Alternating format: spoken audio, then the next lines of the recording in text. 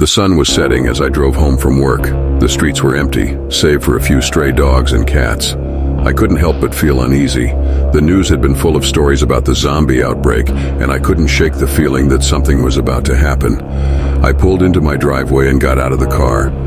As I walked up to the front door, I heard a noise coming from the backyard. I froze, my heart pounding in my chest. The noise came again, closer this time. I slowly reached for the doorknob, my hand shaking. I turned the knob and slowly opened the door. The backyard was dark, but I could see a figure standing in the shadows.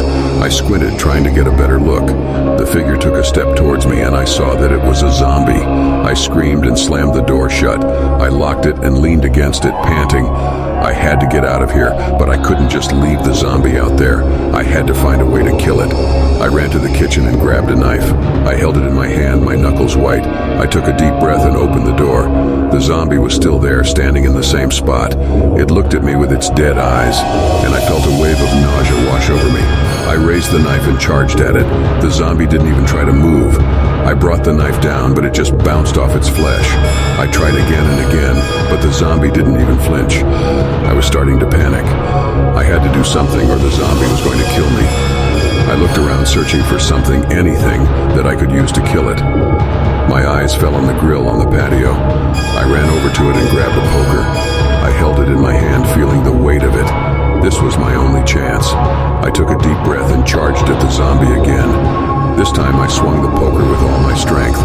The poker connected with the zombie's head, and there was a sickening crunch. The zombie fell to the ground, dead.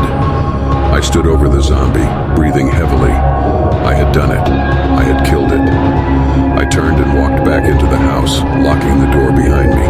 I sank to the floor, shaking. I had never been so scared in my life. I sat there for a long time, trying to calm down.